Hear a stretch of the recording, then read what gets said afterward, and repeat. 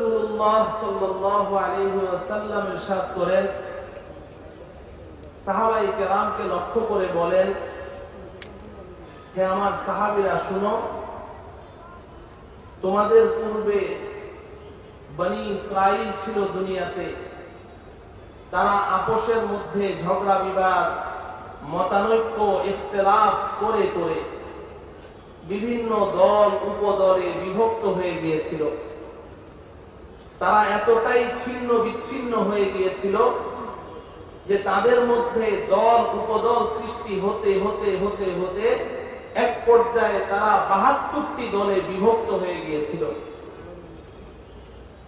নবীজি সাল্লাল্লাহু আলাইহি ওয়াসাল্লাম বলেন, আমার উম্মতের মধ্যেও এক সময় এমন ইখতিলাফ, মতানৈক্য, ঝগড়া বিবাদ হতে থাকবে। ছোট্ট ছোট্ট কারণ, ছোট্ট ছোট্ট কথায় তারা আপোষের ঐক্য এবং ইত্তেফাককে বিনষ্ট করে তাদের মধ্যে এমন দল উপদল সৃষ্টি হতে থাকবে। এক পর্যায়ে তারাও এভাবে ছিন্ন বিচ্ছিন্ন হতে হতে ছোট ছোট দল উপদলে বিভক্ত হতে হতে এক পর্যায়ে আমার উম্মত ৭৩ দলে বিভক্ত হবে। নবীজি বলেন, এই ৭৩টি দলের মধ্যে ৭২টি দল যাবে জাহান্নামে, একটি মাত্র দল যাবে জান্নাতে। মুহতারাম হাজিরিন, এখানে অধিকাংশ শ্রোতাই উলামা, তালাবা আর বাকি যারা আছেন তারা উলামায়ে কেরামের দীর্ঘ সোহবত ইয়াফতা। সব কথা খুলে বলার প্রয়োজন আমি মনে করছি না।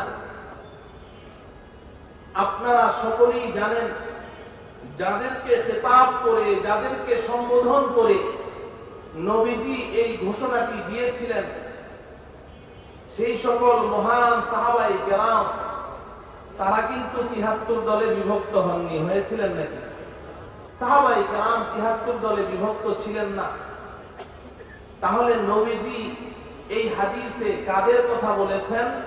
নবীজি একটি ভবিষ্যৎবাণী করেছেন যে আমার উম্মতে এক সময়, এমন একটা সময় আসবে যে তারা এভাবে বিভিন্ন দল উপদলে বিভক্ত হবে।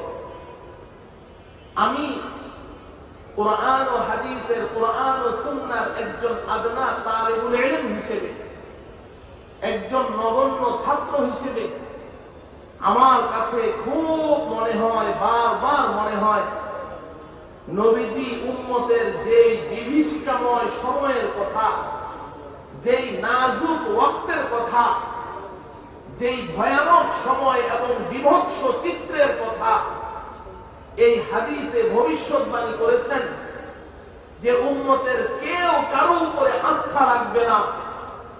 উম্মত শুধু উদ্ভ্রান্তের মতো, বিভ্রান্তের মতো শুধু এদিক সেদিক ছুটাছুটি করতে থাকবে, কেউ কাউকে মানবে না, সবাই নিজেকে হক মনে করবে।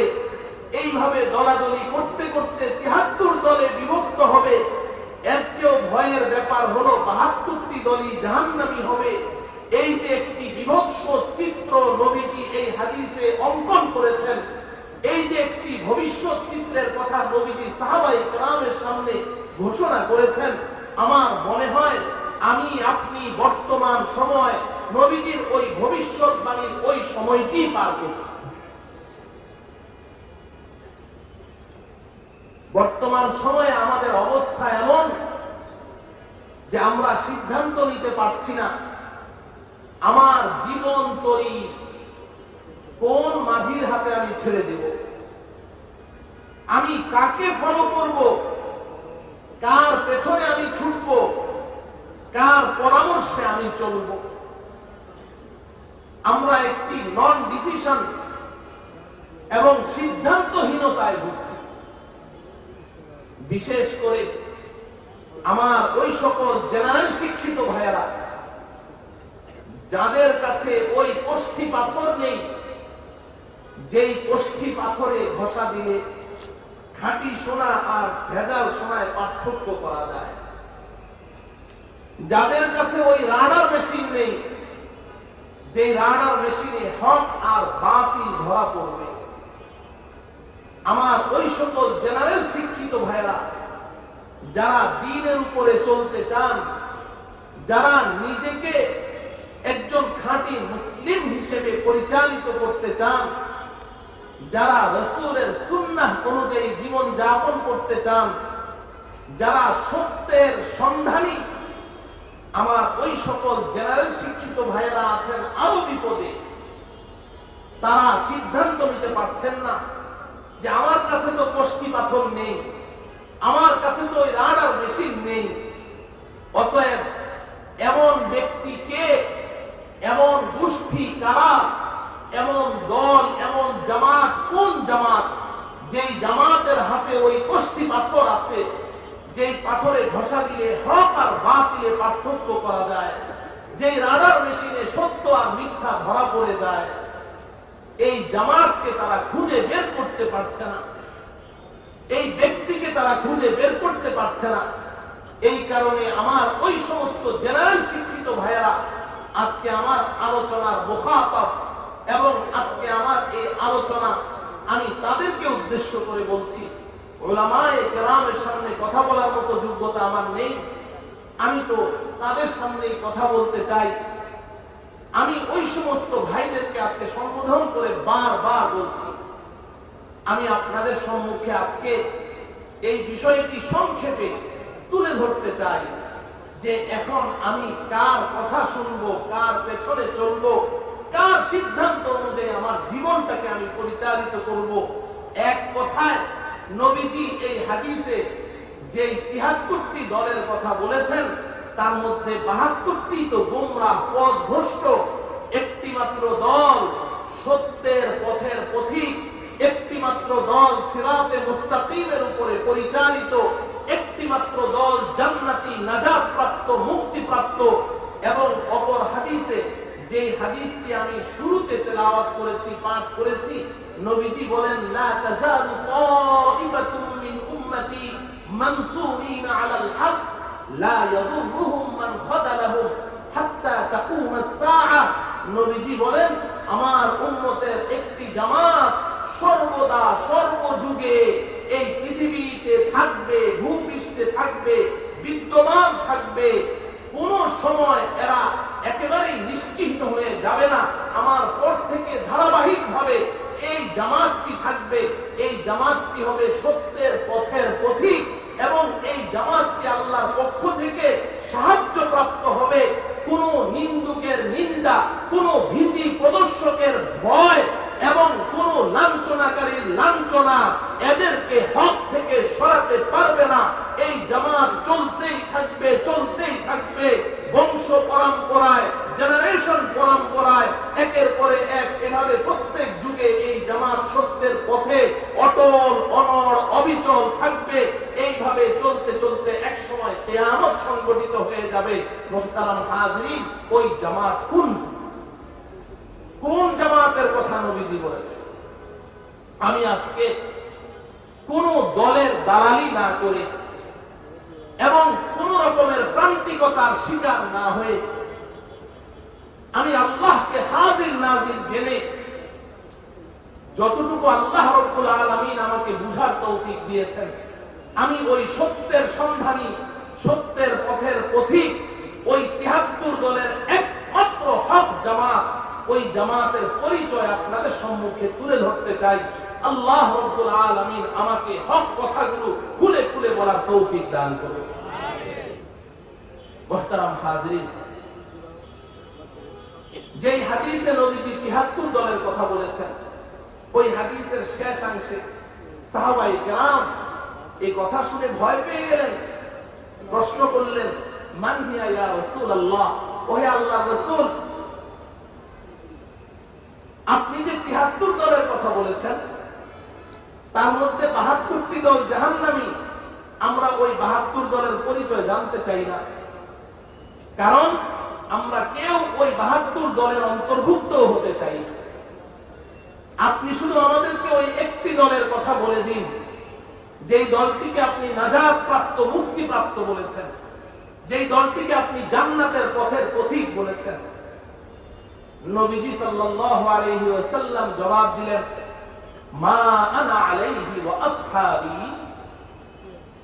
আমার সাহাবীরা শুনো, ওই নাজাত প্রাপ্ত মুক্তি প্রাপ্ত জামাতের পরিচয় হলো আমি এবং আমার সাহাবীরা যেই পথ ও মতের উপরে প্রতিষ্ঠিত আছি, যেই আদর্শের উপরে আছি, আমার এবং আমার সাহাবায়ে কেরামের সুন্নাহ এবং আদর্শকে যেই জামাতটি আঁকড়ে ধরে থাকবে, ওই জামাতটি হবে নাজাত প্রাপ্ত মুক্তি প্রাপ্ত, আর বাকি ৭২টি দল সব জাহান্নামে চলে যাবে। মুহতারাম হাজিরিন, ঠিক অনুরূপ আরেকটি কথা বিশ্ববিখ্যাত মুফাসসিরে কোরআন আল্লামা জালালউদ্দিন সুয়ুতী রাহমাতুল্লাহি আলাইহি তার অনবদ্য তাফসীর গ্রন্থ আদ-দুররুল মানসুরের মধ্যে তিনি রিওয়ায়াত এনেছেন। কোরআনে হাকিমে আল্লাহ রাব্বুল আলামিন আরেকটি চমৎকার কথা বলেছেন, ইয়াউমা তাবিয়াদ্দু বুজুহু ওয়া তাসওয়াদ্দু বুজুহ। দুনিয়াতে যদিও ৭৩ দল, আল্লাহ পাক বলেন যে হাসরের ময়দানে আমি করে ফেলবো সমস্ত মানুষকে ২ দলে বিভক্ত। হাসরের ময়দানে আমি ২ দলে বিভক্ত করব, ওখানে আর এত দল থাকবে না। ইয়াউমা তাবিয়াদ্দু বুজুহ ওয়া তাসওয়াদ্দু বুজুহ। এক দলের চেহারা হবে নূরে নূরান্বিত, সাদা শুভ্র সুন্দর আলোকিত, আলোকোজ্জ্বল, হাস্যাস বাস্যাস থাকবে তাদের চেহারা। ওয়া তাসওয়াদ্দু বুজুহ, আর আরেক দলের চেহারা থাকবে নিকুশ কালো, বিকট, বিভৎস, কুৎসিত, ভয়ানক। এরপরে আল্লাহ পাক সামনে বলছেন, যেই দলের চেহারা কালো, কুৎসিত হবে, ভয়ানক হবে, বিভৎস চেহারার অধিকারী হবে, এদেরকে আমি জাহান্নামে নিক্ষেপ করব। আর যাদের চেহারাগুলো হাস্যাস বাস্যাস আলোকোজ্জ্বল থাকবে, নূরে নূরান্বিত থাকবে, ওদেরকে আমি জান্নাতে প্রবেশ করিয়ে দেব। এই আয়াতের তাফসীরে আল্লামা জালালউদ্দিন সুয়ুতী রাহমাতুল্লাহি আলাইহি একটি রিওয়ায়াত নিয়ে এসেছেন তাফসীরে আদ-দুররুল মানসুরের মধ্যে। নবীজির ২ জন সাহাবী, হযরতে আব্দুল্লাহ ইবনে ওমর রাদিয়াল্লাহু তাআলা আনহুমা, আরেকজন হযরতে আবু সাঈদ আল খুদরি রাদিয়াল্লাহু তাআলা আনহু, এই ২ সাহাবী নবীজিকে জিজ্ঞাসা করলেন, ইয়া রাসূলুল্লাহ, হাসরের ময়দানে যে মানুষগুলোর চেহারা হাস্যোজ্জ্বল হবে, নূরে নূরান্বিত হবে, আলোকোজ্জ্বল হবে, ফলশ্রুতিতে আল্লাহ পাক এদেরকে জান্নাতে প্রবেশ করিয়ে দিবেন, এই মানুষগুলোকে দুনিয়াতে আমরা চিনব কি করে? ভালো করে বুঝেন, দুনিয়াতে এই মানুষগুলোর পরিচয় কি হবে, এদেরকে চিনব কিভাবে? নবীজি সাল্লাল্লাহু আলাইহি ওয়াসাল্লাম উত্তরে বললেন, হুম আহলুস সুন্নাতি ওয়াল জামাআহ। দুনিয়াতে এদের পরিচয় হবে এরা আহলে সুন্নাত ওয়াল জামাআতের অন্তর্ভুক্ত হবে। হুবহু এই রিওয়ায়াতটি হযরতে আব্দুল্লাহ ইবনে আব্বাস রাদিয়াল্লাহু তাআলা আনহুমার সূত্রে বিশিষ্ট মুফাসসির হাফেজ ইবনে কাসীর রাহমাতুল্লাহি আলাইহি তাফসীর ইবনে কাসীরের মধ্যে উল্লেখ করেছেন। সেখানেও ইবনে আব্বাস রাদিয়াল্লাহু তাআলা আনহুমাকে প্রশ্ন করা হয়েছিল, উনি উত্তরে বলেছেন, হুম আহলুস সুন্নাতি ওয়াল জামাআহ, এরা হবে আহলে সুন্নাত ওয়াল জামাআহ। মুহতারাম হাজিরিন, এই যে দুনিয়াতে আহলুস সুন্নাহ ওয়াল জামাআহ নাজাত প্রাপ্ত মুক্তি প্রাপ্ত দলের পরিচয় হবে, এই আহলুস সুন্নাহ ওয়াল জামাআহ এই দল কারা? আমি এদের কিছু পরিচয় পেশ করতে চাই, তবে আমার কথায় নয়। আল্লাহ রাব্বুল আলামিন পবিত্র কালামুল্লাহ শরীফের সূরাতুল বাকারার 143 নং আয়াতে ওই আহলুস সুন্নাহ ওয়াল জামাআহ নাজাত প্রাপ্ত মুক্তি প্রাপ্ত এই উম্মতের সাহায্য প্রাপ্ত ওই দলের পরিচয় পেশ করেছেন। আল্লাহ পাক বলেন, ওয়াকাযালিকা জাআলনাকুম উম্মাতান ওয়াসাতা। তেমনি এই আখিরি পয়গম্বরের উম্মতেরা, আমি তোমাদেরকে উম্মতে ওয়াসাত হিসেবে সৃষ্টি করেছি। উম্মাতান ওয়াসাতা, উম্মতে ওয়াসাত তোমরা, তোমাদের উপাধি হলো তোমরা উম্মতে ওয়াসাত। এবার প্রশ্ন হলো উম্মতে ওয়াসাত অর্থ কি? এখানে আলহামদুলিল্লাহ উলামায়ে কেরামের জামাত, আপনারা জানেন এই শব্দটিকে দুই ভাবে পড়া যায়। ওয়াসতুন, ওয়াসাতুন, সিনের মধ্যে সাকিন দিয়েও পড়া যায় ওয়াসতুন। ওয়াসতুন মানেও ভেতরে, ওয়াসাতুন মানেও ভেতরে, মাঝখানে। ওয়াসতুন মানেও মধ্যখান, ওয়াসাতুন মানেও মধ্যখান। এই দুটি একই অর্থমূলক, মুতাওয়াদিফুল মানা, কিন্তু কেউ কেউ এটার মধ্যে একটা পার্থক্য করেছে ওয়াসতুন আর ওয়াসাতুনের মধ্যে। ওয়াসতুন যদি আপনি সিনের মধ্যে সাকিন দিয়ে পড়েন, ওয়াও সিন জাবার ওয়াস, ক দুই পেশ তুন, ওয়াসতুন, এটার অর্থ মাঝখান, মধ্যখান। কিন্তু এই ওয়াসতুন মধ্যখান, এটার মিসদাক হওয়ার জন্য, এটার প্রয়োগ ক্ষেত্র হওয়ার জন্য আমাকে একদম মিডিল পয়েন্টে থাকা জরুরি না। আমি যদি এই মাহফিলের যে কোনো এক কর্নারে বসে আছি, ওই কর্নারে কিংবা এই কর্নারে কিংবা পেছনে, কিন্তু প্যান্ডেলের ভেতরে আছি, তাহলে বলা সহি হয়ে যাবে যে হুয়া ফি ওয়াসতিল ইজলাস, হুয়া ফি ওয়াসতিল মাহফিল। সে মাহফিলের ভেতরে আছে, মাঝখানে আছে, অথচ সে কিন্তু মিডিলে নেই, মধ্যখানে নেই, কিনারায় আছে, কোনো কোনাকানিতে বসে আছে। আপনি বলতে পারবেন হুয়া ফি ওয়াসতিল মাহফিল। কিন্তু ওয়াসাতুন শব্দটির প্রয়োগ ক্ষেত্র যদি আপনি হতে চান, ওয়াসাতুন শব্দের মিসদাক যদি আপনি হতে চান সিনের মধ্যে জবর দিয়ে, তখন আপনাকে ঠিক মাহফিলের মিডিল পয়েন্টে বসে থাকতে হবে।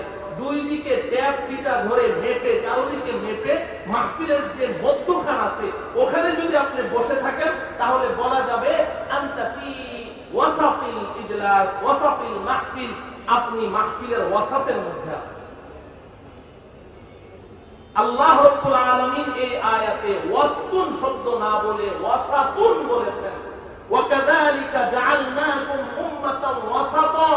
আমার প্রিয় বন্ধুগণ, ভালো করে বুঝেন, আমাদের প্রশংসা করতে গিয়ে আমাদেরকে আল্লাহ পাক একটা উপাধি দিতে গিয়ে বললেন তোমরা উম্মতে ওয়াসাত, তোমরা ভারসাম্যপূর্ণ মধ্যম পন্থা অবলম্বনকারী উম্মত।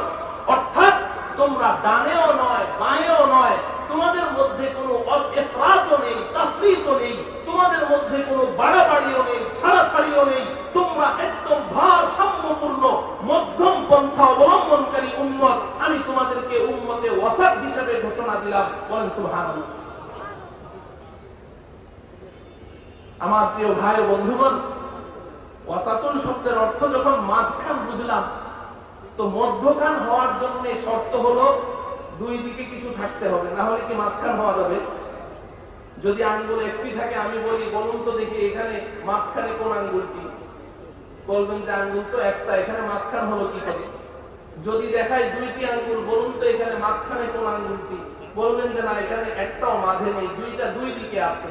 এবার যদি বলি বলুন তো মাঝখানে কোন আঙ্গুলটি, তাহলে বলবেন যে এটা মাঝখানে, ঠিক কিনা?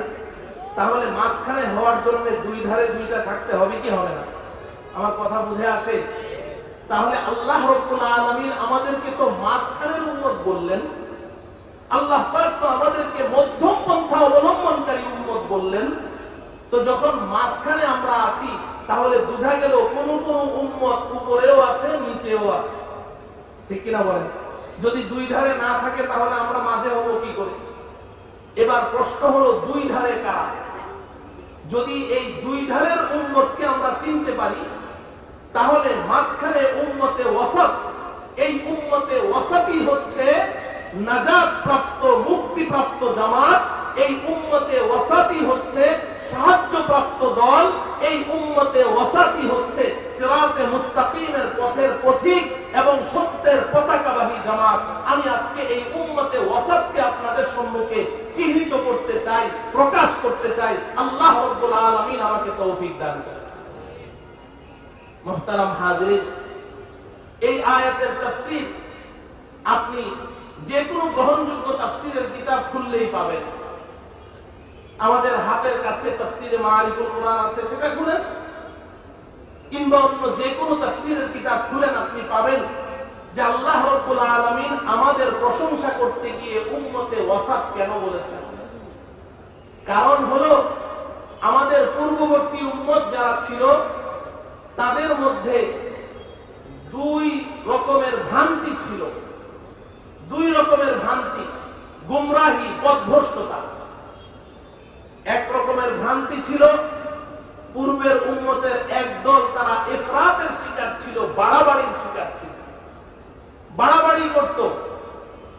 আরেক দলের আরেক প্রকারের ভ্রান্তি ছিল, এক প্রকারের উম্মত ছিল তারা শুধু ছাড়াছাড়ি করত, শিথিলতা করত, চরম শিথিলতা, ছাড় দিত, তাফরীতের শিকার ছিল। আমি ছোট্ট ছোট্ট উদাহরণ দিয়ে বুঝাই।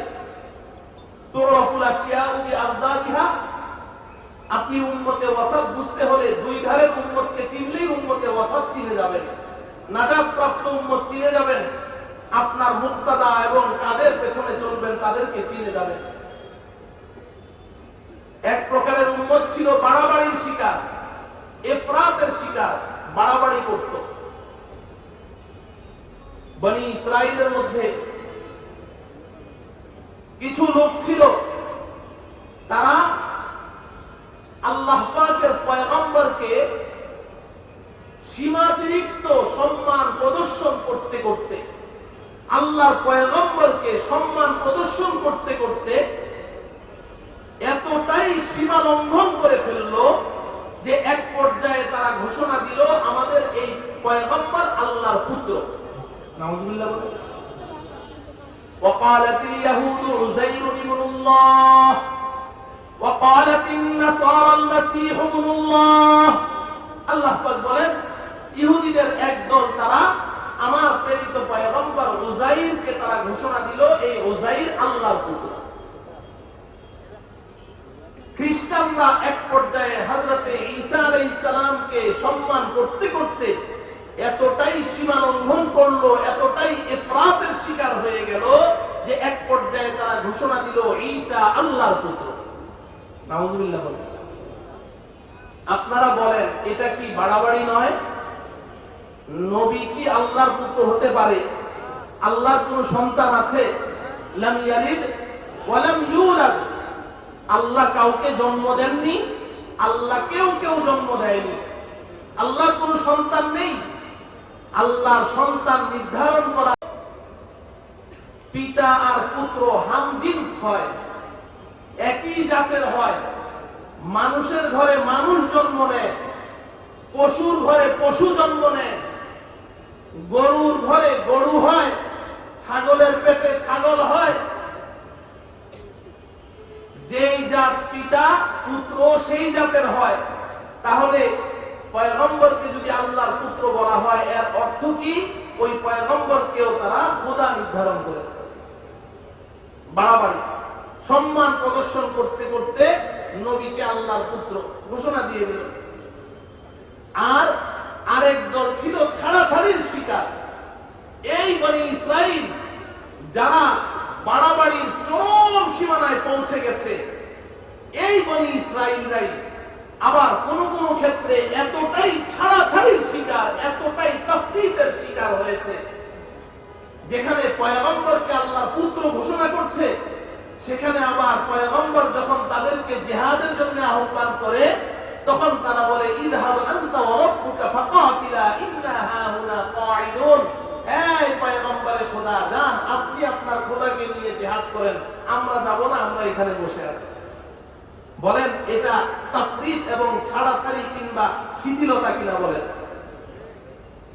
শুধু তাই নয়, যারা বাড়াবাড়ির চরম সীমানায় পৌঁছে গিয়েছে, পয়গম্বরকে আল্লাহর পুত্র নির্ধারণ করেছে, সেই মানুষগুলোর হাতে আপনি তারিখ পড়েন, তাফসীরের কিতাব পড়েন, তারাই নিজ হাতে আল্লাহর পয়গম্বর, অসংখ্য পয়গম্বরকে অসম্মান করতে করতে, লাঞ্ছিত করতে করতে এক পর্যায়ে তারা নিজ হাতে অসংখ্য নবী রাসূলকে হত্যা পর্যন্ত করে দিয়েছে। তাহলে পূর্বের উম্মত ভুল ভ্রান্তির দিক থেকে তারা কেউ ছিল বাড়াবাড়ির শিকার আর কেউ ছিল ছাড়াছাড়ির শিকার। এবার আল্লাহ রাব্বুল আলামিন এই উম্মতের প্রশংসা করতে গিয়ে বলছেন ওয়াকাযালিকা জাআলনাকুম উম্মাতাও ওয়াসাতা, এই উম্মতে মুহাম্মাদি আমি তোমাদেরকে আমি আল্লাহ নিজে এই উপাধি দিলাম। পূর্বের যে সমস্ত উম্মতরা বাড়াবাড়ি করেছিল, যারা ছাড়াছাড়ি করেছিল, ইফরাত ও তাফরীতের শিকার ছিল, তোমরা ওই উম্মত, তোমরা কিন্তু বাড়াবাড়িরও শিকার হবে না, তোমরা কিন্তু ইফরাত করবে না, সীমা লঙ্ঘন করবে না, এরকম পয়গম্বরকে মর্যাদা দিতে দিতে আল্লাহর আসনে বসাবে না এবং পয়গম্বরকে অসম্মানও করবে না, ছাড়াছাড়িও করবে না। তোমরা হবে ভারসাম্যপূর্ণ মধ্যম পন্থা অবলম্বনকারী। মুহতারাম হাজিরিন, এতটুকু কথা যদি বুঝে আসে তাহলে আমি আপনাদের কাছে জানতে চাই, বেয়াদবি মনে না করলে একটু বলেন, আল্লাহ পাক তো আমাদেরকে বলেছেন আমাদের মধ্যে কোনো বাড়াবাড়ি থাকবে না, কোনো ছাড়াছাড়ি থাকবে না, কিন্তু আমরা এই কোরআন নাজিলের 1450 বছর পরে এসে এখন কি দেখছি? আমাদের মধ্যে বাড়াবাড়ি আছে না নাই? ছাড়াছাড়ি আছে না নাই? আমি বর্তমান সময়ে আমার জেনারেল শিক্ষিত দিনদার সাথীদেরকে বলছি, আপনারা তো সিদ্ধান্ত নিতে পারছেন না। আমি তো এখন এই ৭৩ দলকে ৩ দলে নিয়ে এসেছি। এবার এই ৩ দলের মধ্যে যারা বাড়াবাড়ির শিকার তারাও জাহান্নামী, যারা ছাড়াছাড়ির শিকার তাদের সম্পর্কেও বলা হয়েছে তারা গোমরা এবং পথভ্রষ্ট। মধ্যম পন্থা অবলম্বনকারী ভারসাম্যপূর্ণ উম্মত যারা, তারাই হবে মানসুরিনা আলাল হক, তারাই হবে হক ও হাক্কানিয়াতের পতাকাবাহী। আমি ওই 2 দলের পরিচয় যদি আপনাদের সম্মুখে পেশ করতে পারি তাহলে এই মধ্যম পন্থা অবলম্বনকারী এই জামাতকে আপনারা চিনে নিন এবং এই জামাতের সাথে আমরণ চলার, তাদের দিক নির্দেশনা অনুযায়ী নিজের জীবনকে পরিচালিত করার প্রতিজ্ঞা নিয়ে এই মাহফিল থেকে যাবেন। ইনশাআল্লাহ এই মাহফিল সার্থক হবে। মুহতারাম হাজিরিন, সময় যেহেতু বেঁধে দেয়া, আমি 2টা দলকে আপনাদের সম্মুখে পরিচিত করতে পারবো কিনা আমি জানি না। একটা করে শুরু করি। 1 নম্বর আমি বলেছি বাড়াবাড়ির শিকার। বাড়াবাড়ি যারা করে, ইফরাত করে, আল্লাহ পাক কোরআনে কারীমে তাদের এক পরিচয় তো দিলেন। وقالت اليهود عزير ابن الله وقالت النصارى المسيح ابن الله। ইহুদি খ্রিস্টানরা রাসূলকে আল্লাহর সন্তান নির্ধারণ করেছে তথা নবীকে আল্লাহর সাথে শরীক করেছে। বলেন ঠিক কিনা? আল্লাহর সাথে নবীকে শরীক করেছে, তারা শিরকে লিপ্ত হয়েছে। আল্লাহ রাব্বুল আলামিন তাদের আরো পরিচয় কোরআনে কারীমে পেশ করেছেন। ইত্তাখাযু আহবারহুম ওয়া রুহবানাহুম মিন দুনিল্লাহ। তারা তাদের ধর্মীয় নেতা, ধর্মযাজক, তাদের মধ্যে যারা পাদ্রী ছিল, ধর্মযাজক ছিল, ধর্মীয় পরামর্শক ছিল, তারা ওই সমস্ত ধর্ম বিষয়ক পরামর্শক যারা ছিল, ধর্মগুরু ছিল, আল্লাহকে বাদ দিয়ে তারা এই সমস্ত ধর্মীয় নেতাদেরকে তাদের বিধানদাতা মনে করত। ধর্মীয় নেতাদেরকেই তারা মনে করত যে এরাই হচ্ছে আমাদের নাজাত এবং মুক্তির সনদ এবং এদেরকেই ফলো করতে হবে। আল্লাহকে বাদ দিয়ে তারা তাদের পেছনে ছুটেছে এবং এদের মর্যাদা বাড়াতে বাড়াতে এরাও এক পর্যায়ে শিরকের মধ্যে লিপ্ত হয়ে গেছে। এখন আসেন, বর্তমান সময়ে যদি আমি হক জামাতকে খুঁজে বের করতে চাই তাহলে এই ইফরাত আর তাফরীত, বাড়াবাড়ি আর ছাড়াছাড়ির শিকার এই 2 দলের মাঝখান থেকে ওই দলকে বের করতে হবে। আমি শুরুতে সুস্পষ্টভাবে কথা বলতে চাই, আমি কোনো ব্যক্তি বা কোনো গোষ্ঠীকে কটাক্ষ করার জন্য, ছোট করার জন্য আমি কোনো কথা বলবো না। শুধু আমাদের ঈমানের হেফাজতের জন্য এবং আমরা হক জামাতকে অনুসন্ধান করার জন্য, যেহেতু বাতিল এবং গোমরাহকে পরিচিত করতে হয়, এই কারণে আমি বলছি, কাউকে ছোট করার জন্য নয়। আমাদের দেশে এই জাতীয় কিছু মানুষ যারা বাড়াবাড়ির শিকার, এই মানুষগুলোকে বিভ্রান্ত করছে, পথ ভ্রষ্ট করছে আমাদের দেশের কিছু ভণ্ড পীর। আমি আপনাদের এলাকার খবর বিশেষ জানি না, আপনারা তো শুনেছেন আমি ঢাকা থেকে এসেছি। আমি আজকে থেকে আরো বেশ কয়েক বছর আগের কথা বলছি। আপনারা আমাদের দেশের একজন প্রখ্যাত মুফতি, একজন প্রখ্যাত আলেম মুফতি দিলাওয়ার হুসাইন দামাত বারাকাতুহুমের নাম জানেন। তারও তো এই মাহফিলে আসার কথা ছিল, অসুস্থতার কারণে আসতে পারেননি। মুফতি দিলাওয়ার সাহেবের বাসার সামনে একটা মাঠ আছে। এই মাঠটার নাম এতদিন ছিল চিলড্রেন পার্ক মাঠ। এখন এই মাঠের নাম হলো শেখ রাসেল খেলার মাঠ। এই মাঠের একজন বক্তা বয়ান করছেন, পরবর্তীতে ওই বক্তা যার বক্তৃতার কথা এখন আপনাদেরকে শোনাবো, তিনি আমাদের দেশের জাতীয় মসজিদের খতিব হয়েছিলেন, এখন নেই। তিনি তার বয়ানের মধ্যে বলছেন যে আমার পীর ও মুর্শিদ যখন মারা গেলেন, ওনার পীর ও মুর্শিদ হচ্ছেন আটরশির মরহুম পীর, যিনি বর্তমান আছেন তার কথা বলছি না। আটরশির মরহুম পীর হাসমতুল্লাহ, নাম কি?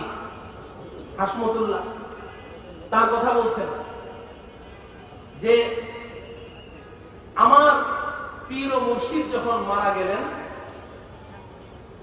মারা যাওয়ার 3 ঘন্টা পরে আমার মোবাইল বেজে উঠল। মোবাইল রিসিভ করে কানে লাগানোর সাথে সাথে অপর প্রান্ত থেকে আমার মুর্শিদ নিজে আমার সাথে কথা বলছে। নাউজুবিল্লাহ বলেন, আমার কথা বুঝে আসলো? মুর্শিদ মারা যাওয়ার 3 ঘন্টা পরে আমার মোবাইল বেজে উঠল, অপর প্রান্ত থেকে মুর্শিদ আমার সাথে কথা বলছেন। ফোনে বলছেন, সালাউদ্দিন, আমি তো দুনিয়া থেকে চলে আসলাম, আমার রেখে যাওয়া বাকি কাজগুলো তোমার দায়িত্বে রেখে গেলাম, বাকি কাজগুলো তুমি সম্পূর্ণ করো। আমি নিজ কানে শুনেছি, অতএব আমার বলতে কোনো ভয় নেই, আমার বাসার পাশে। দ্বিতীয় নাম্বার কথা বললেন, ভালো করে বুঝেন, আল্লাহ পাক আপনাদেরকে সুস্থ এবং সুষ্ঠু বিবেক দিয়েছেন। আমার প্রিয় ভাই ও বন্ধুগণ, আমার জেনারেল শিক্ষিত ভাইয়েরা ভালো করে শুনেন। দ্বিতীয় কথা তিনি বললেন, আমার পীর ও মুর্শিদ মারা যাওয়ার পরে তার লাশ কে ধোয়াবে, তাকে গোসল দিবে কে, এটা নিয়ে তার খলিফাদের মধ্যে মতানৈক্য সৃষ্টি হলো। সবাই গোসল দিতে চায়, পরামর্শ বৈঠক বসলো। এতটুকু বলে তারপরে তিনি একটা ঘটনা বললেন, সম্পূর্ণ মিথ্যা জাল অলিক একটা কথা বললেন। তিনি বললেন যে নবীজি সাল্লাল্লাহু আলাইহি ওয়াসাল্লাম ইন্তেকাল করার পরে সাহাবায়ে কেরামের পরামর্শ বৈঠক বসলো, নবীজির লাশ কে ধোয়াবে। পরামর্শে সিদ্ধান্ত হলো যে আলী নবীজির লাশ ধোয়াবে। হযরতে আলী রাদিয়াল্লাহু তাআলা আনহু পরামর্শ মতে, সিদ্ধান্ত অনুযায়ী নবীজিকে গোসল দেওয়ার জন্য গেলেন। চারদিকে পর্দা, ভেতরে হযরতে আলী। এখন হযরতে আলী সিদ্ধান্তহীনতায় ভুগছেন যে নবীজির লাশ যে আমি ধোয়াবো, গোসল দিব, নবীজির শরীরে যে পোশাক আছে, নবীজির এই লেবাস মুবারক সহই তাকে গোসল দিব, নাকি লেবাস খুলে খালি শরীরে তাকে গোসল দিব। হযরতে আলী কোনো সিদ্ধান্ত নিতে পারছেন না। আপনারা মুক্তাদা খবর ঠিক রাখবেন, ওই লোকের কথা শোনাচ্ছি আমি কোনো হাদিস শোনাচ্ছি না, ঠিক আছে তো? তো সে বলছে যে হযরতে আলী দাঁড়িয়ে খুব বিব্রত বোধ করছেন যে এখন আমি কি করব, নবীজিকে কিভাবে গোসল দিব। এই যখন তার অবস্থা, কোনো সিদ্ধান্ত নিতে পারছেন না, হঠাৎ করে হযরতে আলী নবীজির দিকে তাকিয়ে আছেন আর দেখছে যে নবীজি মিটমিট করে হাসছেন আর বলছেন আলী আমার কাপড়ের উপর দিয়ে আমাকে গোসল দিয়ে দাও। নাউজুবিল্লাহ বলে এমন একটি মিথ্যা ঘটনা বলে, ভালো করে বুঝেন আমি তার শব্দে শব্দে আপনাদেরকে বয়ান করছি। এই ঘটনাটি বলে এবার বলছে ঠিক তদ্রুপ, এই ঘটনা বলে এরপরে বলছেন ঠিক তদ্রুপ আমার পীর ও মুর্শিদ যখন মারা গেল, মারা যাওয়ার সাথে সাথে খলিফারা বসে সিদ্ধান্ত নিল যে আমাদের মুর্শিদের প্রধান খলিফা সালাউদ্দিন সাহেব তাকে গোসল দিবে। তা আমি গোসল দিতে গেলাম আমার মুর্শিদ কেবলাকে। গোসল দিতে গিয়ে যখন পর্দার ভেতরে ঢুকলাম, এখন আমিও সিদ্ধান্তহীনতায় ভুগছি যে আমি কি মুর্শিদে কেবলার কাপড় খুলবো কি খুলবো। আমি কোনো সিদ্ধান্ত নিতে পারছি না। হঠাৎ করে মুর্শিদে কেবলার চেহারার দিকে তাকিয়ে আছি, দেখি মুর্শিদে কেবলা মিট মিট করে আমার দিকে তাকিয়ে হাসছেন আর বলছেন সালাউদ্দিন আমার কাপড়ের উপর দিয়ে পানি ঢেলেছে। নাউজুবিল্লাহ বলবেন না? মুহতারাম হাজিরিন, আমি শুধু কথাগুলো আপনাদের সামনে পেশ করছি, ঘড়ির সময় তো খুব দ্রুত চলছে। এই ভদ্রলোক পরবর্তীতে জাতীয় মসজিদের খতিব হয়েছে। জাতীয় মসজিদের খতিব হওয়ার পরে তিনি কোনো একদিন জুমার খুতবায় তিনি ঘোষণা দিলেন যে আমি যখন এই মসজিদের মিম্বারে এসে জুমার খুতবা দেই, যখন এসে আমি মিম্বারে বসি, ওই সময় নবীজি এসে এখানে সশরীরে হাজির হয়ে যান। আমি কথাগুলো আপনাদের বিবেকের কাছে রেখে যাচ্ছি, সিদ্ধান্ত আমার না, আপনাদের হাতে। তিনি ঘোষণা দিলেন নবীজি এখানে হাজির হয়ে যান। আমি আপনাদের কাছে নিবেদন করতে চাই এখানে এসে ওনার এই ঘোষণার উপরে বুখারী শরীফের একটি রওয়ায়াত এসেছে,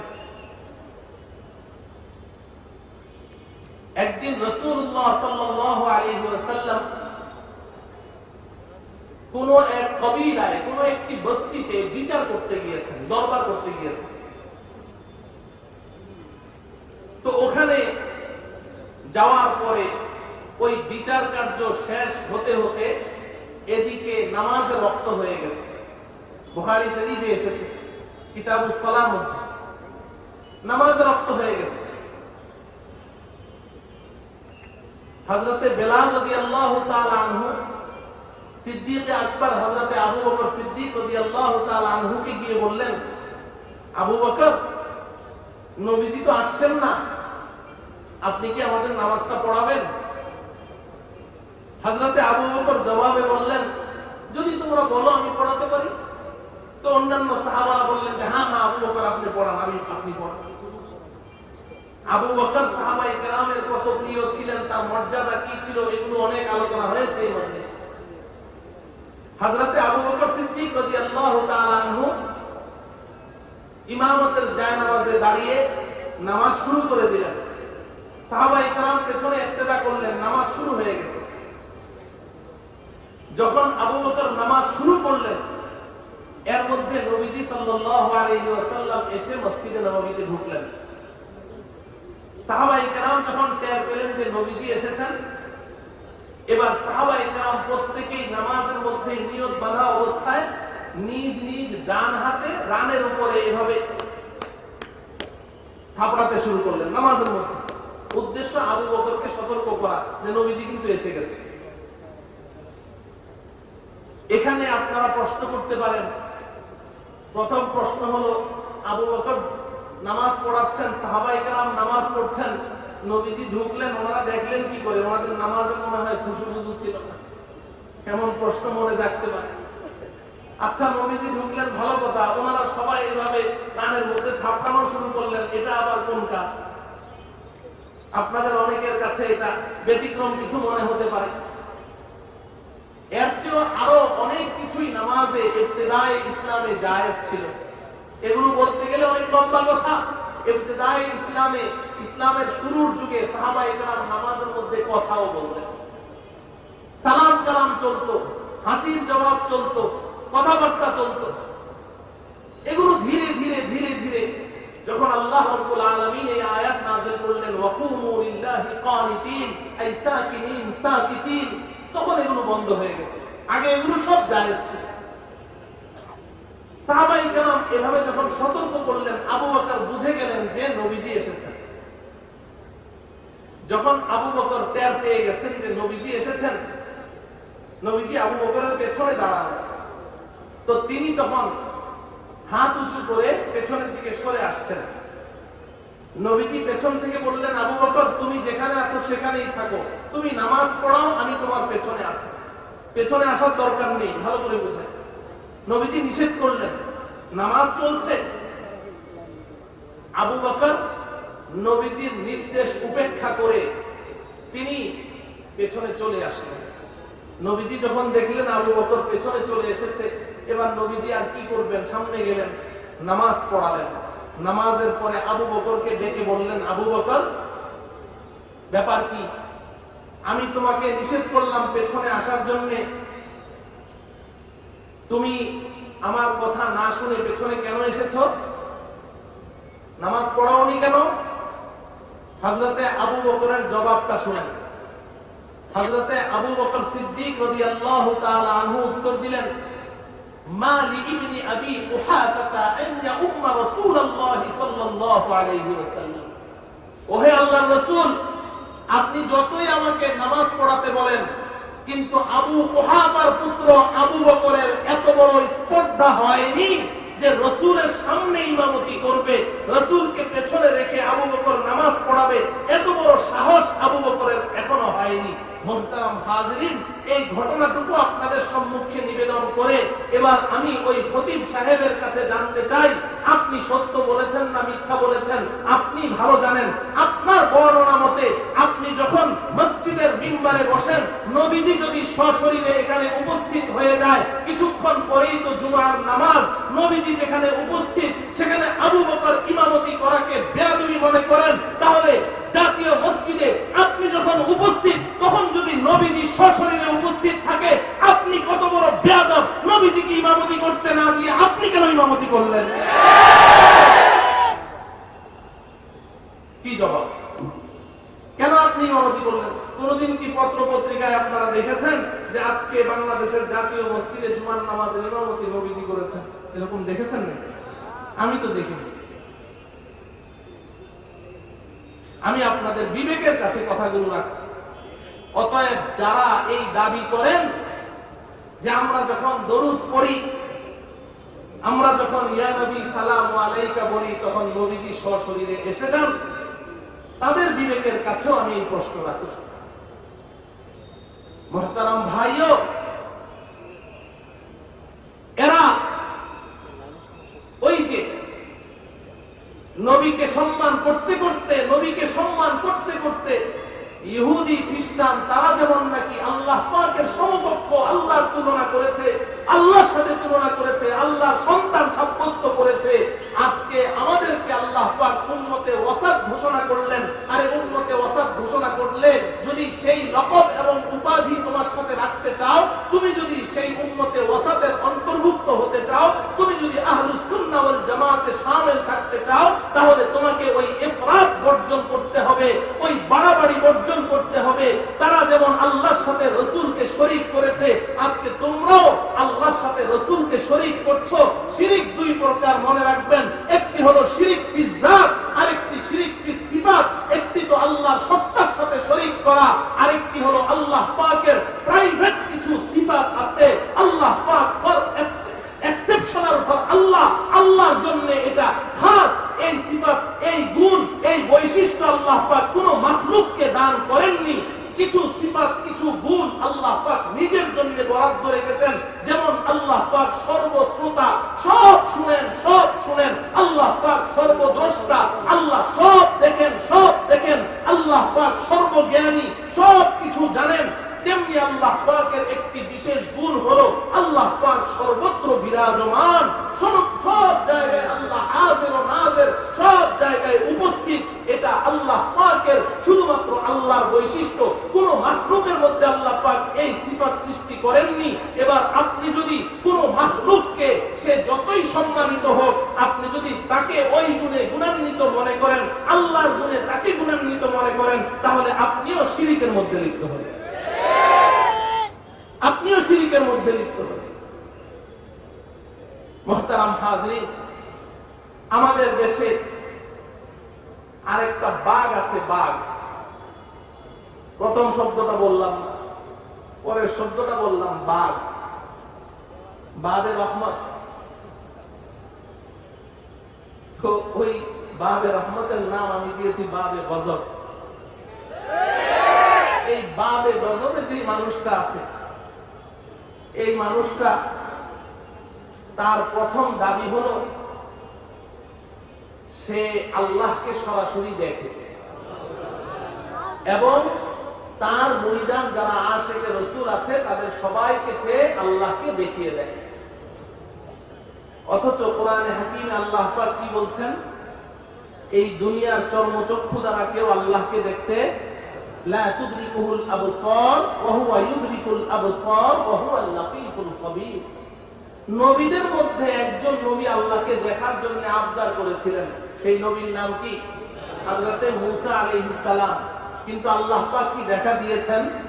আল্লাহ পাক পরিষ্কার বলছেন, ফালাম্মা জাআ মূসা লিমিকাতিনা ওয়া কাল্লামাহু রাব্বুহু ক্বালা রাব্বি আরিনি আনজুর ইলাইক قال لن تراني ولكن انظر إلى الجبل فإن استقر مكانه فسوف تراني فلما تجلى ربه للجبل جعله دكا وخر موسى صعقا فلما أفاق قال سبحانك تبت إليك وأنا أول المؤمنين।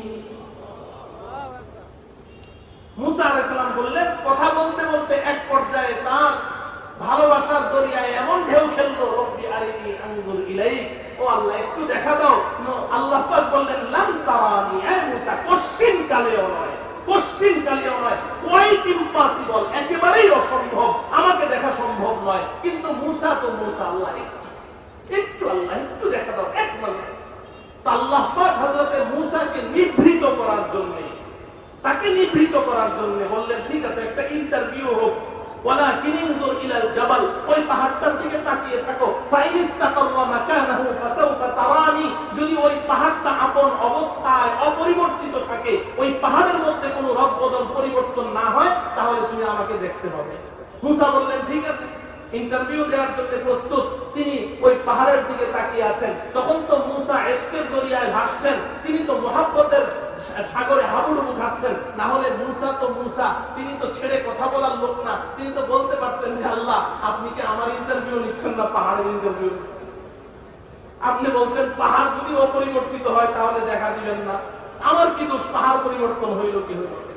এই কথাটাও তার বলার খেয়াল নেই, তিনি তাকিয়ে আছেন, কারণ তখন তো তার ইশক এবং মুহাব্বতের দরিয়ায় তিনি হাবুডুবু খাচ্ছেন, তিনি পাহাড়ের দিকে তাকিয়ে আছেন। ফালাম্মা তাজাল্লা রাব্বুহু লিল জাবাল জাআলাহু দাক্কা ওয়া খাররা মূসা সাইকা, আল্লাহ রাব্বুল আলামিন তার নূরের তাজাল্লি একটা ফোঁটা ওই পাহাড়ের উপরে ছেড়ে দিলেন। তাফসীরে মাজহারি আপনি খুলে দেখবেন, আল্লামা সানাউল্লাহ পানিপতি রাহমাতুল্লাহি আলাইহি লিখেছেন, একটা শুয়ের পাছার মধ্যে যে ছিদ্রি, ওই ছিদ্রি দিয়ে যতটুকু রহমত আসা সম্ভব এর ৭০,০০০ ভাগের ১ ভাগ রহমত আল্লাহ পাক ওই দিন ওই পাহাড়ের উপরে ছেড়েছেন। জাআলাহু দাক্কা ওয়া খাররা মূসা সাইকা, পাহাড়টা একেবারে জমিনের সাথে মিশে গেল, মূসা বেহুশ হয়ে পড়ে গেলেন। যখন হুঁশ ফিরে আসলো, এবার বলছেন, ইন্নী তুবতু ইলাইকা ওয়া আনা আউয়ালুল মুমিনিন, আল্লাহ তওবা তওবা তওবা, আমি আর আপনাকে দেখতে চাই না, আমি এই দুনিয়াতে দেখার দাবি করব না, এটা অন্যায় দাবি, আমি ঈমান আনছি আপনি আছেন। হযরতে মূসার দরখাস্ত আল্লাহ পাক কবুল করলেন না, দেখা দিলেন না, কিন্তু এই ভণ্ড বেঈমান বলে সে আল্লাহকে দেখে, তার মুরিদানদেরকেও দেখে। মুহতারাম হাজিরিন, সর্বশেষ আরেকটা কথা বলে আমি হয়তো 2 মিনিট সময় বেশি হয়ে যাবে, আরেকটা বলছি। তিনি তার আরেকটা বইয়ের মধ্যে লিখেছেন, বইটার নাম হলো রাসূল কি সত্যি গরীব ছিলেন?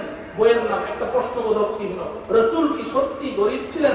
এই বইয়ের মধ্যে সে লিখছে, আমি একদিন স্বপ্নে দেখি আমি ফরিদপুর যাই। কোথায় যায়? কিরে ভাই, আশিকে রাসূল যে যার প্রেমিক সে স্বপ্নে তো তার কাছে যাবে, তুমি যদি মদিনার রাসূলের প্রেমিক হও, তুমি মদিনায় না গিয়ে ফরিদপুর কেন যাবে? বুঝা গেল দাল মে কুছ কালা है। ফরিদপুর কেন যায় জানেন? বলবো, ফরিদপুর ফরিদপুর ওনার শ্বশুর বাড়ি। ফরিদপুর কি শ্বশুর বাড়ি? আপনারা অনেকেই জানেন না। ফরিদপুর ওই যে চন্দ্রপাড়া, নাম শুনেছেন? এই চন্দ্রপাড়ার মরহুম পীর আবুল ফজল, এই আবুল ফজলের মেয়ের জামাই উনি একজন, মাশাআল্লাহ ওনার সাথে পুরোপুরি ভাবে মিল আছে। আমাদের ফার্ম গেটে আরেকজন আছেন সাহিবুল বাতন ওয়াল বাদান, এই কুতুববা। এই দুজন কিন্তু আপন ভাইরা, দুজন কি আপন ভাইরা। ঠিক আছে, শ্বশুর বাড়িতে যাইতেই পারে স্বপ্নে। এখন সে লিখছে, পথিমধ্যে দেখি আমি একটা সুন্দর বাগান, বাগানটা দেখে আমি এতটাই মুগ্ধ হলাম, বাগানে ঘুরতে বাধ্য হলাম। ঘুরে ঘুরে দেখছি বাগানটা অনেক সুন্দর, কিন্তু ঘুরতে ঘুরতে এক কর্নারে দেখি একটা মাছবালা, একটা ডাস্টবিন, ময়লার স্তূপ। দেখে আমার মনটা খারাপ হয়ে গেল। এত সুন্দর বাগানের কর্নারে এরকম ময়লার স্তূপ। আমি এগিয়ে গেলাম, ময়লার স্তূপের উপরে গিয়ে দেখি, নাউযুবিল্লাহি মিন যালিক, আমার বলতেও এখন শরীর কাঁপছে। ওই ময়লার স্তূপের উপরে গিয়ে দেখি আমাদের নবীজির মৃতদেহ বিবস্ত্র অবস্থায় পড়ে আছে। একটি পা এরকম সোজা, আরেকটি পা এরকম হাঁটু ভাঙা অবস্থায় শুয়ে আছে। আমি গিয়ে আমার ডান হাত ওই বাঁকা হাঁটুটার উপরে রাখলাম। আমার হাত রাখা মাত্রই নবীজির দেহে প্রাণ ফিরে এলো। নাউযুবিল্লাহ বলবেন। নবীজি এবার আমার দিকে তাকিয়ে বলছে, হে মুহাম্মদী ইসলামের ধারক বাহক, তুমি আমার রেখে যাওয়া ইসলামকে পুনর্জীবন দান করেছো। মুহতারাম হাজরিন, এখানে এসে আমি দুটো কথা বলে শেষ করছি। প্রথম কথা হলো, তারিখে মুহাম্মদ ইবনে ইসহাক একটি কিতাবের নাম, প্রাচীনতম একটি তারিখের কিতাব। তারিখে মুহাম্মদ ইবনে ইসহাক, ইমাম মুহাম্মদ ইবনে ইসহাক থেকে ইমামে বুখারীও riwayat গ্রহণ করেছেন। মুহাম্মদ ইবনে ইসহাক রাহমাতুল্লাহি আলাইহি তার তারিখের কিতাবের মধ্যে লিখেছেন, আমাদের সন্তানরা যেভাবে মাতৃগর্ভ থেকে দুনিয়াতে আসে, এরা কি পায়জামা পাঞ্জাবি টুপি পাগড়ি মাথায় দিয়ে আসে না ল্যাংটা হয়ে আসে? হ্যাঁ, ওই কিতাবের মধ্যে আছে আল্লাহ রাব্বুল আলামিন আমাদের নবীজিকে মা আমেনার গর্ভ থেকে যখন দুনিয়াতে পাঠিয়েছেন, তখন আল্লাহ পাক কুদরতি ভাবে নবীজির ফতর ঢাকা অবস্থায়, পোশাক পরিহিত অবস্থায় দুনিয়াতে পাঠিয়েছেন। এবং ওই কিতাবের মধ্যে আছে নবীজির দুধমা হযরতে হালিমা রাদিয়াল্লাহু তাআলা আনহা, তিনি বলেন যে আমার কলিজার ধন মুহাম্মদ যখন আমার ঘরে দুগ্ধপুষ্য শিশু, একদিন চাঁদনি রাত মুহাম্মদকে ঘরে রেখে আমি বাইরে সংসারে এক জায়গায় স্থির নাই, আমি ভয়ে দৌড়ে ঘরে গেলাম। ঘরে গিয়ে দেখি আমার সেই মুহাম্মদ কলিজার ধন দুগ্ধপুষ্য শিশু শুয়ে হাত পা এভাবে নাড়াচাড়া করছে। জানালা দিয়ে চাঁদের আলো ভিতরে ঢুকেছে, ওই আলোর মধ্যে সে শুয়ে আছে। আমি খেয়াল করে দেখলাম মুহাম্মদের হাত যেদিকে যায় চাঁদটা লাফ দিয়ে ওদিকে চলে যায়। এরপর তিনি যে কথা বলেছেন, হযরতে হালিমা বলেন, মাঝে মধ্যে আমি তো আমার এই মুহাম্মদের গায়ের উপরে পাতলা একটা কাপড় দিয়ে সবসময় ঢেকে রাখতাম। মাঝে মধ্যে তার হাত পা নাড়াচাড়ার কারণে অনেক সময় কাপড়টা হাঁটুর উপরে উঠে যেত। আমি প্রায় দেখেছি যখনই তার হাত পা নাড়াচাড়ার কারণে ওই কাপড়টা যখন হাঁটুর উপরে উঠে যেত, অদৃশ্য থেকে একটা হাত এসে টেনে ওই কাপড়টা আবার লম্বা করে দিত। মুহতারাম হাজরিন, 3 নম্বর ঘটনা বুখারী শরীফ সহ অসংখ্য হাদিসের কিতাবে আছে। নবীজি সাল্লাল্লাহু আলাইহি সাল্লাম যখন ছোট ছিলেন, কাবা ঘর পুনর্নির্মাণ হয়েছে 8ম বার। ওই সময় অন্যান্য যুবকদের সাথে নবীজিও ইট মাথায় করে নিচ্ছেন। অন্যান্য যুবকেরা ইট মাথায় নিলে ব্যথা লাগে, সবাই নিজ নিজ লুঙ্গি খুলে ভাঁজ করে মাথায় দিয়ে এবার উলঙ্গ হয়ে তারা ইট নেয়, কাবা ঘরের এই খেদমত করে। নবীজি তো তার লুঙ্গি খুলেন না। চাচা আব্বাস এসে বললেন, ভাতিজা তোমার বন্ধুরা সবাই লুঙ্গি খুলে মাথায় দিয়েছে, কত আরামে ইট নিয়ে যাচ্ছে, তুমি খালি মাথায় কেন তুমি ইট নাও? তোমার লুঙ্গিটাও খোলো। আপনি কিতাব খুলে দেখেন নবীজি চাচার কথা মানবেন নাকি তার সতর খুলবেন? যদি সতর খুলেন তাহলে তার সতর খুলে যায়, লুঙ্গি খুললে সতর দুনিয়ার মানুষ দেখে ফেলবে।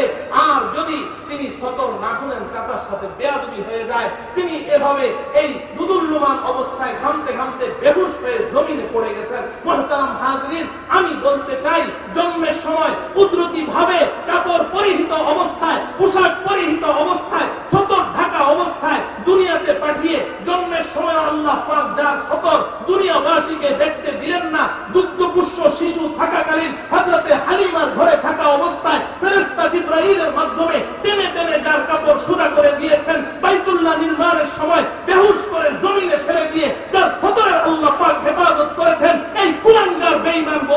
তাকে বিবস্ত্র অবস্থায় সে দেখেছে। মুহতারাম হাজিরিন, এই হচ্ছে আমাদের দেশের বাড়াবাড়ির চিত্র। আমি এই চিত্রটাও পুরোপুরি আপনাদের সামনে পেশ করতে পারলাম না, তবে আকল মানরা ইশারা কাফিস, যারা বিবেকবান তাদের জন্য ইশারাই যথেষ্ট। যারা ইফরাতের শিকার, যারা বাড়াবাড়ির শিকার, তাদের পরিচয়টুকু পেশ করলাম। এই বাড়াবাড়ির শিকার যত দল আছে, যত জামাত আছে, এদের থেকে আমাদের বেঁচে চলতে হবে, ঈমান বাঁচাতে হবে। একটা থেকে বাঁচান, আর আরেকটা যদি আল্লাহ পাক তৌফিক দেন, আগামী বছর হায়াতে থাকে আর আমাকে সুযোগ দেয়া হয়, তাহলে ওই ছাড়াছাড়ির শিকার ওই দলটার পরিচয় ইনশাআল্লাহ পেশ করব। আল্লাহ রাব্বুল আলামিন ইফরাত এবং তাফরীত থেকে বেঁচে উম্মতে ওয়াসাত এবং এই হক ও হক্কানিয়াতের জামাত, সর্বশেষ আমি বলেই ফেলি, আমার লোভ সামলাতে পারছি না, হক এবং হক্কানিয়াতের জামাতের পরিচয় এক কথায় আমি বলছি, বর্তমান বিশ্বের শ্রেষ্ঠ আলেমে দ্বীন শাইখুল ইসলাম আল্লামা তাকি উসমানী দামাত বারাকাতুহু, ওনার রেফারেন্সে আমি বলছি। আমি ছোট মানুষ, এত বড় কথা বলার আমার সাহস নেই। তিনি বলেছেন, मैं पहले तकलीदन कहता था, मैं पहले तकलीदन कहता था, अब पूरी दुनिया सफर करने के बाद बसीरत के साथ कहता हूँ, उलमाए देवबंद ही हक पर है, उलमाए देवबंद ही हक पर है। শাইখুল ইসলাম আল্লামা তাকি উসমানী বলেন যে আমি তো আগে বড়দের কাছে শুনে শুনে বলতাম, না বুঝেই বলতাম, এখন গোটা বিশ্ব সফর করার পরে আমি বুঝে শুনে বলছি, দুনিয়াবাসীকে এই মেসেজ দিচ্ছি, বর্তমান বিশ্বে উম্মতে ওয়াসাত